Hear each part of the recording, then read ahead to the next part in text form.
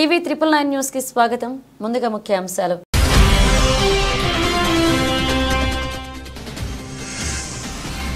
బడ్జెట్లో తెలంగాణకు కేటాయింపులు జరిగాయి. కీలక విషయాలు వెల్లడించిన కేంద్ర మంత్రి.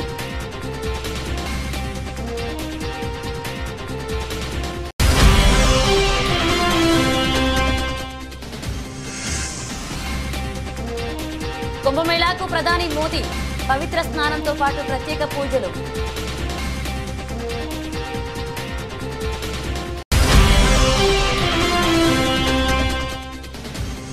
విద్యా వ్యవస్థపై ప్రధాని మోదీ సంచలన వ్యాఖ్యలు. పోలింగ్ ముందు ఆమ్ ఆద్మీ పార్టీపై బాంబు పేల్చిన ప్రధాని Modi.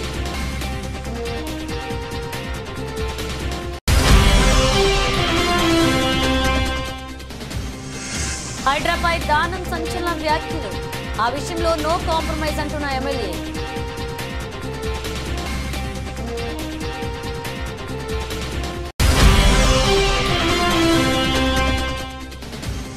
Trump Modi big meeting కు రంగం సిద్ధం.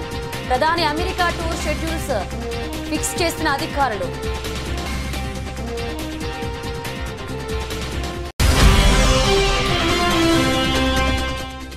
హైదరాబాద్ టు బెంగళూరు బుల్లెట్ రైలు కేవలం 2 గంటల్లోనే హై స్పీడ్ కారిడార్ నిర్మించాలని నిర్ణయించిన రైల్వే శాఖ.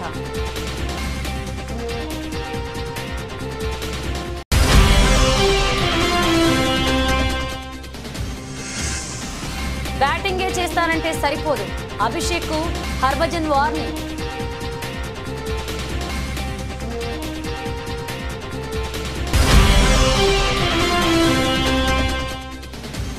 భారీ నష్టాల్లో స్టాక్ మార్కెట్లు. 500 పాయింట్లకు పైగా లాభంతో మొదలైన సెన్సెక్స్.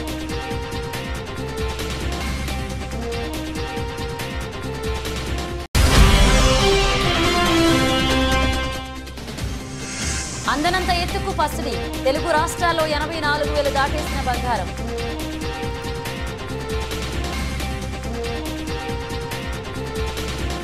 తెలంగాణకు కేంద్ర బడ్జెట్లో రైల్వేకు 5,337 కేటాయింపులు జరిగాయని రైల్వే శాఖ మంత్రి అశ్విని వైష్ణవ్ అన్నారు. ఉమ్మడి ఆంధ్రప్రదేశ్లో యూపీఏ హయాంలో 886 కోట్లు మాత్రమే ఇచ్చారని తెలిపారు. ఢిల్లీలో అశ్విని వైష్ణవ్ మీడియా సమావేశంలో మాట్లాడుతూ తెలంగాణలో 41,667 కోట్ల పెట్టుబడి పెట్టామని చెప్పారు. తెలంగాణలో 1,322 కిలోమీటర్ల కవచ్ ఏర్పాటు చేస్తామని తెలిపారు. కొత్త వందే భారత్ రైళ్లను తెలంగాణ కేటాయిస్తామన్నారు. నవభారత్ రైళ్లు కూడా ఇస్తున్నామని తెలిపారు. అమృత్ భారత్ రైళ్లను 1000 కిలోమీటర్లకు 450తో ప్రయాణం చేసే అవకాశం కల్పిస్తామన్నారు. 100 అమృత్ భారత్ రైళ్లు త్వరలోనే అందుబాటులోకి వస్తాయని చెప్పారు. అలాగే కాజీపేట రైల్వే స్టేషన్ అభివృద్ధి చేస్తున్నట్లుగా ఆయన తెలియజేశారు. పలు పనులకు అనుమతులు కావాలని చెప్పారు. ప్రధాన రైల్వే స్టేషన్ల పరిధిలో రక్షణ వ్యవస్థ కవచ్ను ఏర్పాటు చేస్తున్నట్లుగా తెలియజేశారు. రాష్ట్రంలో 1,026 కిలోమీటర్ల మేరకు ఏర్పాటు చేస్తామని చెప్పారు. 2 ఏళ్లలో దేశమంతా ఈ టెక్నాలజీని అందుబాటులోకి తెస్తున్నట్లుగా వివరించారు. సికింద్రాబాద్లో కౌచ్ సెంటర్ ఫర్ ఎక్సలెన్స్ ఏర్పాటు చేస్తామని అన్నారు. ఏపీలో రైల్వే అభివృద్ధికి 9,417 కోట్లు కేటాయించామని అశ్విని వైష్ణవ్ చెప్పారు. యూపీఏ హయాంలో కంటే 11 రెట్లు అధికంగా నిధులు కేటాయించామని తెలిపారు. ఏపీలో 84,559 కోట్ల రూపాయల ప్రాజెక్టులు జరుగుతున్నాయని చెప్పారు. 73 రైల్వే స్టేషన్లు అభివృద్ధి చేశామన్నారు. 100% రైల్వే లైన్ల విద్యుదీకరణ పూర్తయిందని, 1,560 కిలోమీటర్ల రైల్వే ట్రాక్ నిర్మించామని చెప్పారు. ఏపీ ముఖ్యమంత్రి సహకారానికి ధన్యవాదాలన్నారు. 8 వందే భారత్ రైళ్లు 16 జిల్లాలను కలుపుతూ ఏపీలో సేవలందిస్తున్నాయని చెప్పారు. భవిష్యత్తులో ఏపీకి మరిన్ని వందే భారత్ రైళ్లు వస్తాయని స్పష్టం చేశారు. దేశవ్యాప్తంగా 110 కిలోమీటర్ల వేగంతో వెళ్లేందుకు ట్రాక్ ను సిద్ధం చేస్తున్నామని తెలియజేశారు. కొన్ని రూట్లలో 130 కిలోమీటర్ల వేగం, కొన్ని రూట్ల 160 కిలోమీటర్ల వేగంతో రైళ్లు ప్రయాణించేలాగా ట్రాక్స్ సిద్ధం చేస్తున్నామని అశ్విని వైష్ణవ్ తెలియజేశారు. 886 for combined, both states combined, it was 886 crore. Now it is only for Telangana 5,337 crore. This is again a matter of pride that entire Telangana state is now 100% electrified. The network of Telangana is now 100% electrified.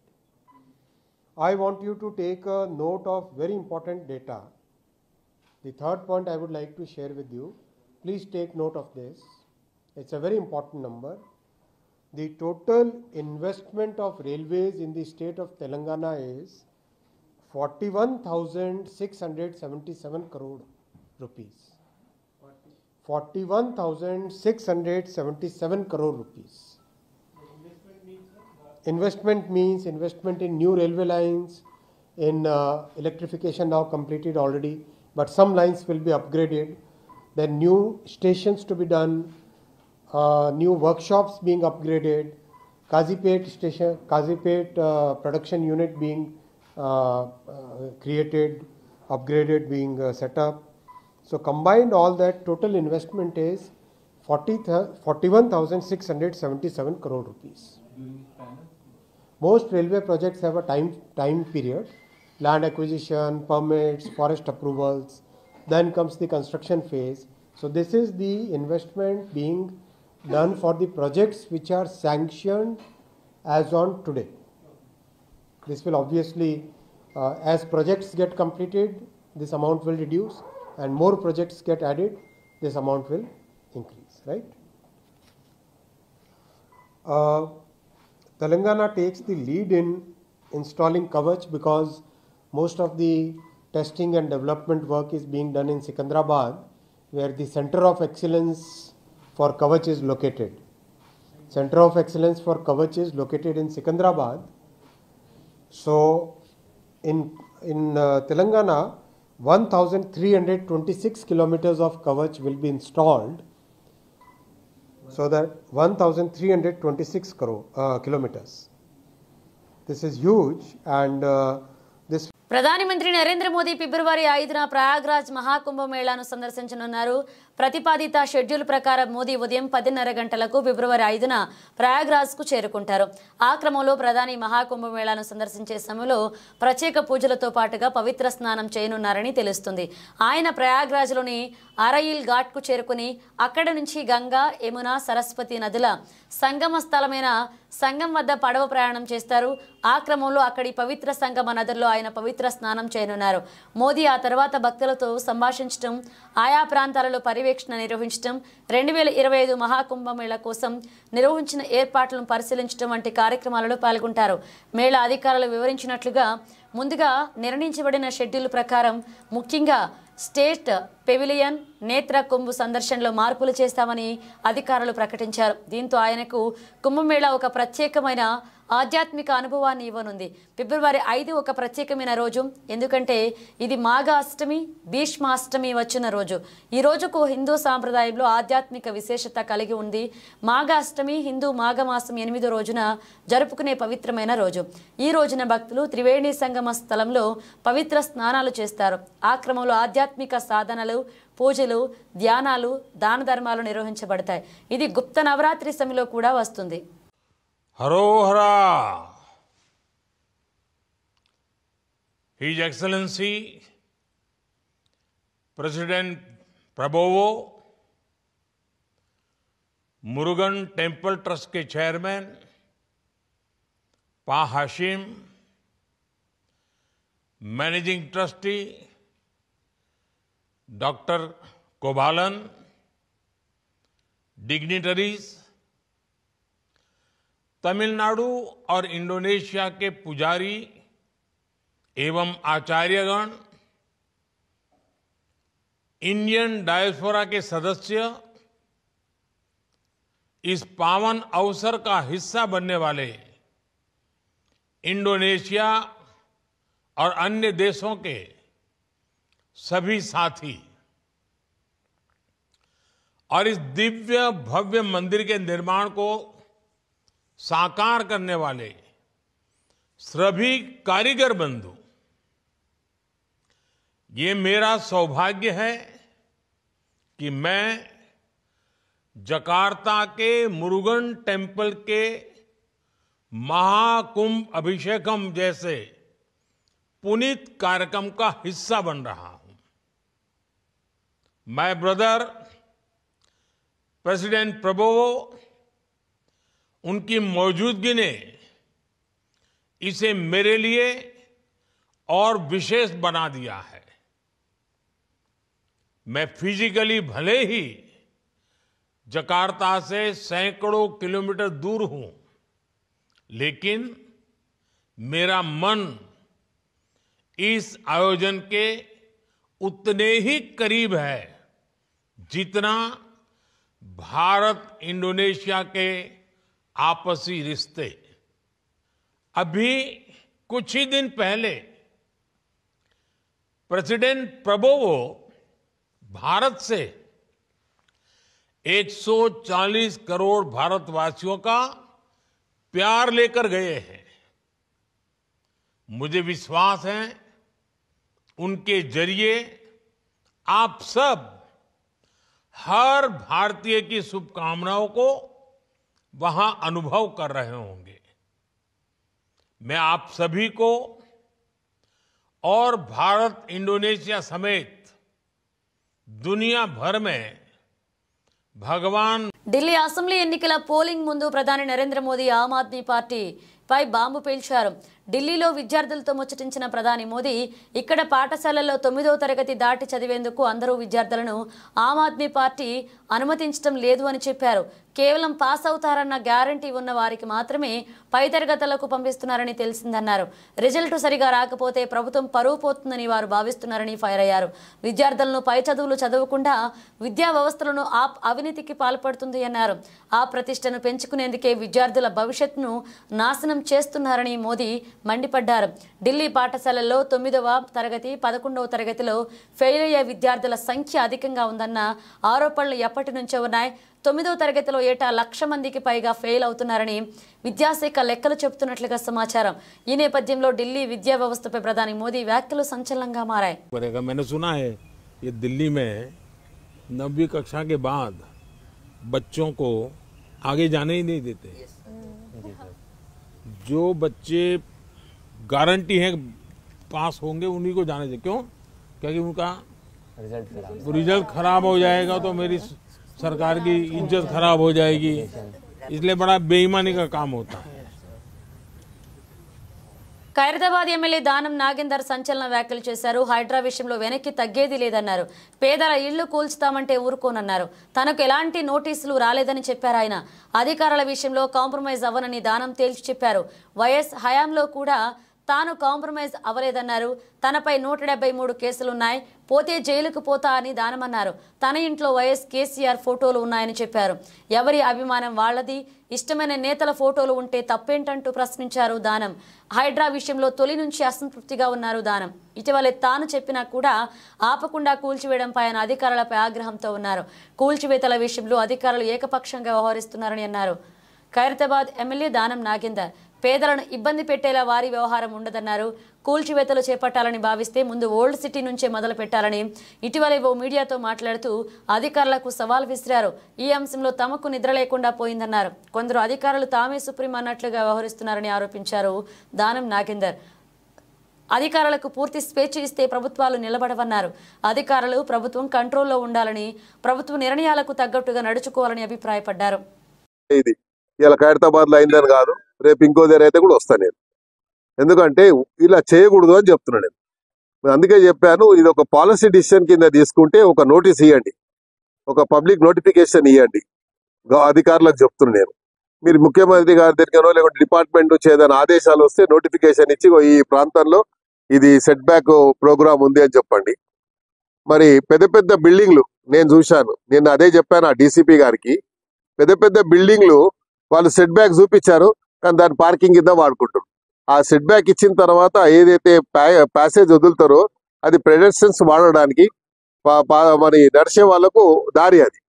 మరి అదే అక్కడ పెట్టిన దాన్ని ఎక్కడ కూడా గులగొడతలేరు. నేను road number 46 మొత్తం అదే ఉంది.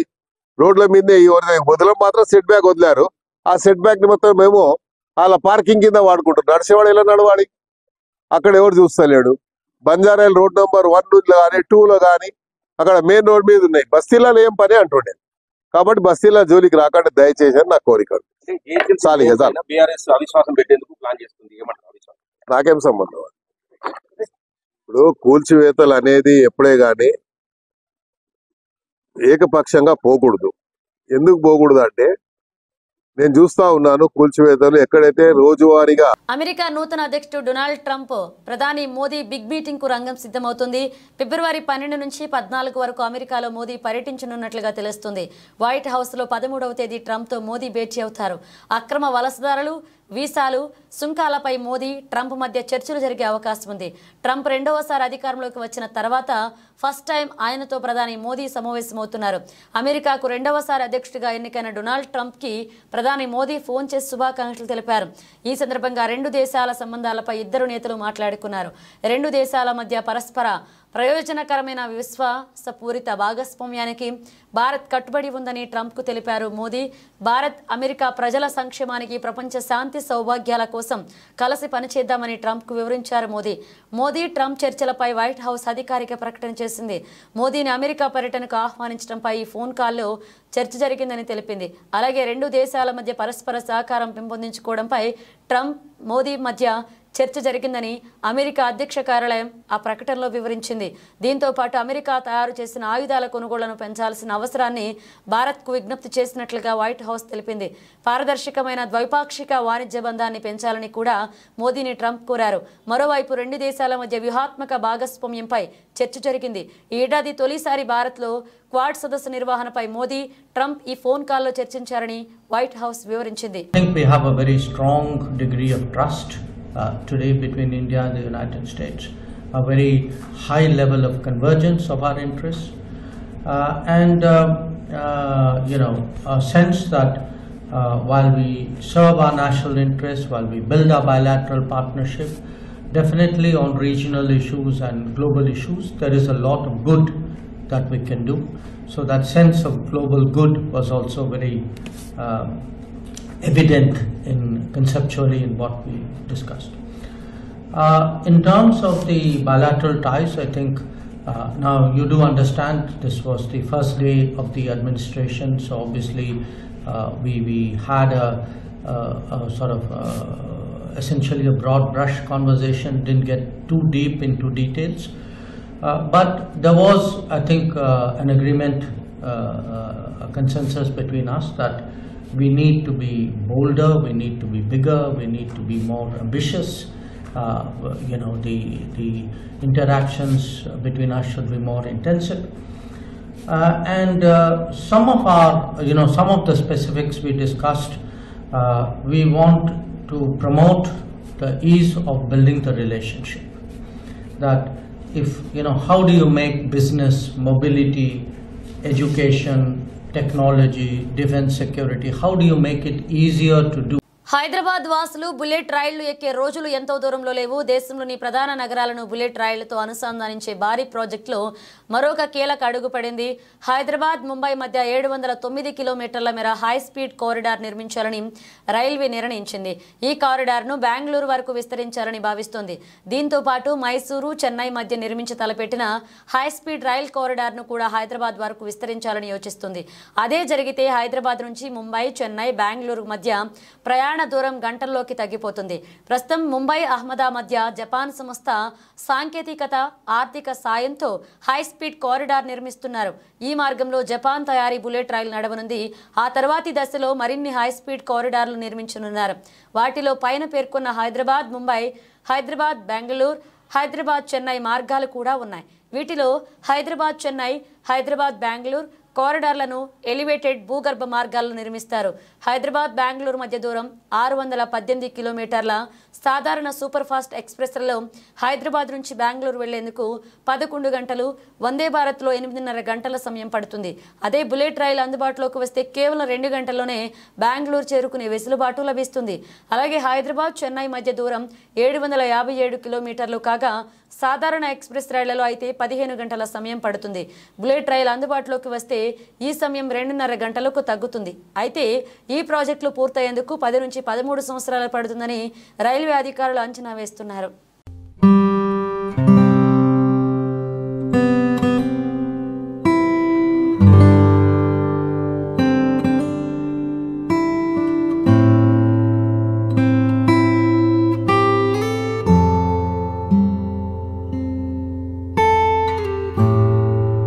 భారత young opener Abhishek Sharma super సెంచరీతో ఓవర్ నైట్ హీరో అయిపోయాడు. ఐపీఎల్ ఇన్నింగ్లలో ఫేమ్ సంపాదించుకున్న ఈ లెఫ్ట్ హ్యాండ్ బ్యాటర్ ఇంగ్లాండ్పై సెంచరీతో ఇంటర్నేషనల్ క్రికెట్లోనూ తన ముద్ర వేశాడు. అతడి నాక్పై దిగ్గజ స్పిన్నర్ హర్భజన్ సింగ్ స్పందించాడు. ప్రతి బ్యాటర్ కెరీర్లో చెప్పుకోదగ్గ నాక్స్ కొన్ని ఉంటాయి. కెరీర్ ముగిశాక వెనక్కి తిరిగి చూసుకుంటే అవే గుర్తుకొస్తాయి. అయితే అలాంటి ఇన్నింగ్స్ అంత ఈజీగా రావు. కొన్నేళ్ల పాటు ఆడుతూ పోతేనే ఇది సాధ్యం. అయితే కొందరు చిచ్చర పిడుగులు మాత్రం కెరీర్ స్టార్టింగ్లోనే మెమరబుల్ నాక్స్ ఆడి ఆశ్చర్యపరుస్తుంటారు. Team India young opener Abhishek Sharma అదే పని చేశాడు. ఇంగ్లాండ్తో జరిగిన 5వ టీ20లో అతడు ఆకాశమే హద్దుగా చెలరేగాడు. 54 బంతుల్లో 135 పరుగుల ఇన్నింగ్స్తో విధ్వంసం సృష్టించాడు. 7 4లు 13 6లతో ప్రత్యర్థి బౌలర్లను ఊతకోచ కోశాడు. అలాంటోడిపై దిగ్గజ స్పిన్నర్ హర్భజన్ సీరియస్ అయ్యాడు. ఇంగ్లాండ్తో టీ20లో బ్యాటింగ్లో సెంచరీతో వీరవిహారం చేసిన అభిషేక్ శర్మ బౌలింగ్లోనూ సత్తా చాటాడు. ఒక ఓవర్ వేసి 3 పరుగులిచ్చి 2 కీలక వికెట్లు పడగొట్టాడు. అప్పుడప్పుడు బౌలింగ్ చేసే ఈ లెగ్ స్పిన్నర్ బ్రేక్ త్రూలు అందిస్తూ తనలోని స్పిన్ నైపుణ్యాన్ని బయటపెడుతూ వస్తున్నాడు. అయితే ఇదే అంశంపై హర్భజన్ సీరియస్ అయ్యాడు. అభిషేక్ బ్యాటింగ్ మీద దృష్టి పెడుతున్నాడు అని, మరి బౌలింగ్ ఎవరు చేస్తారని ప్రశ్నించాడు బజ్జీ. అతడితో మంచి లెగ్ స్పిన్నర్ దాగి ఉన్నాడని, బౌలింగ్ స్కిల్స్ను మెరుగుపరుచుకుంటూ అంటూ అభిషేక్కు అతడి వార్నింగ్ ఇచ్చాడు. ఈ విషయంలో గతంలోనూ పలుమార్లు సూచనలు చేసినా అతడు పట్టించుకోలేదు అని సీరియస్ అయ్యాడు బజ్జీ. అంతర్జాతీయ మార్కెట్లలో బలహీన సంకేతాలు ఉన్నప్పటికీ కనిష్టాల వద్ద మదుపర్ల కొనుగోళ్లు సాగిస్తుండటంతో మంగళవారం ఉదయం దేశీయ సూచీలు లాభాల బాటలో సాగుతున్నాయి. ఈ వారంలో 5, 6 తేదీల్లో ఆర్బీఐ ద్రవ్య పరపతి మీటింగ్ జరగనుంది. కీలక వడ్డీ రేట్లకు 0.25% తగ్గించవచ్చని మార్కెట్ నిపుణులు అంచనా వేస్తుండడం కూడా మార్కెట్ సెంటిమెంట్ను బలపరుస్తుంది. దీంతో సెన్సెక్స్, నిఫ్టీ లాభాలతో మొదలయ్యాయి.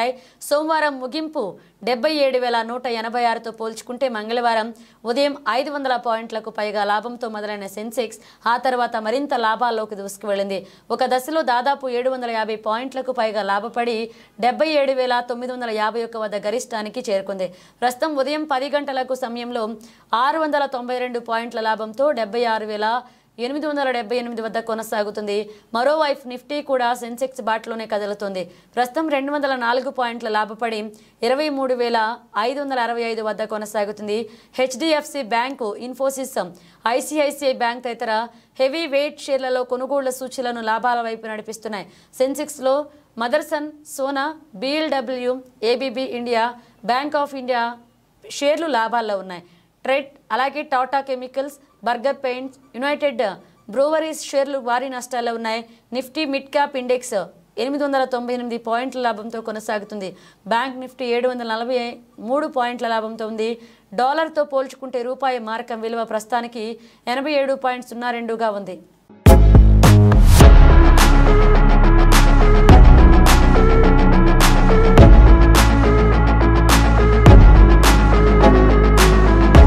బంగారం ధరలు భారీగా పెరుగుతూ పోతున్నాయి. ఆకాశమే హద్దుగా పసిడి ధరలు దూసుకు వెళ్తున్నాయి. గోల్డ్ ధర ఏకంగా 1,00,000కు చేరువవుతుంది. దీంతో అటు పసిడి ప్రియులకు కొనాలి అంటే బగ్గమంటున్న ధరలతో చుక్కలు కనిపిస్తున్నాయి. ప్రధానంగా హైదరాబాద్ సహా తెలుగు రాష్ట్రాల్లో gold rates all time record స్థాయిని తాకడంతో సామాన్య మధ్యతరగతి ప్రజలు ఆందోళన వ్యక్తం చేస్తున్నారు.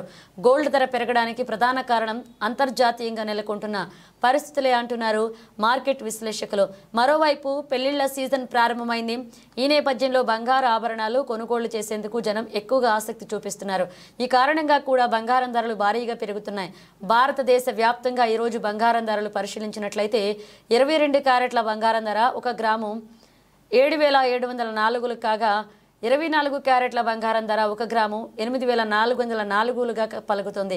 ఇక దేశంలోని ప్రధాన నగరాలు, పట్టణాల్లో పసిడి ధరలు ఎలా ఉన్నాయో పరిశీలించినట్లయితే హైదరాబాద్ 10 గ్రాముల పసిడి 22 క్యారెట్ల ధర 77,040గా ఉంది.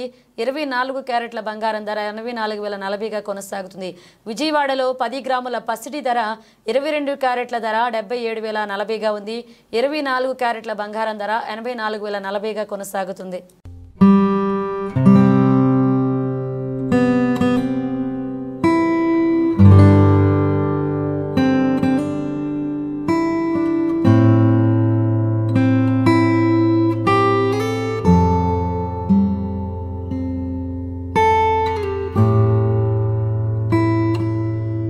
బులెటిన్ ముగించే ముందు హెడ్లైన్స్ మరోసారి.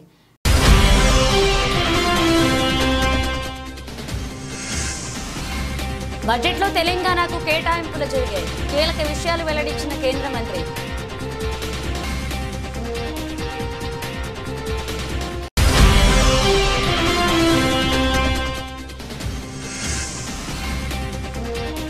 కుంభమేళాకు ప్రధాని మోదీ పవిత్ర స్నానంతో పాటు ప్రత్యేక పూజలు.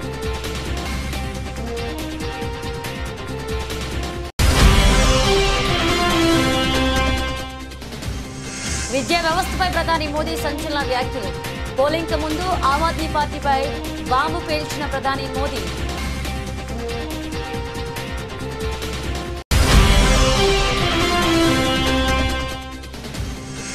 హైడ్రాపై దానం సంచలన వ్యాఖ్యలు. ఆ విషయంలో నో కాంప్రమైజ్ అంటున్న MLA.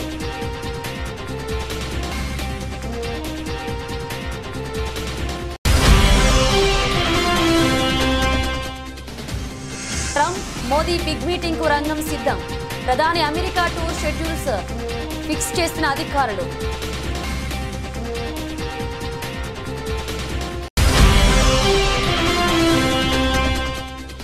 Hyderabad to Bengaluru bullet రైలు కేవలం 2 గంటల్లోనే హై స్పీడ్ కారిడార్ నిర్మించాలని నిర్ణయించిన రైల్వే శాఖ.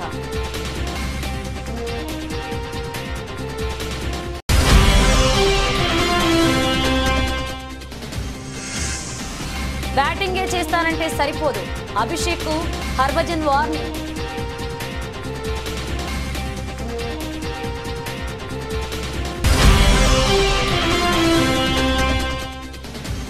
భారీ నష్టాల్లో స్టాక్ మార్కెట్లు. 500 పాయింట్లకు పైగా లాభంతో మొదలైన సెన్సెక్స్.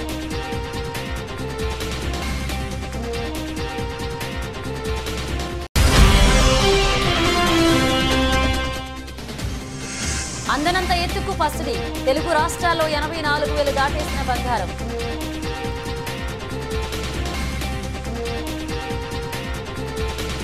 ఇవి బులెటిన్ అప్డేట్స్. మరిన్ని అప్డేట్స్ తో మళ్ళీ కలుద్దాం.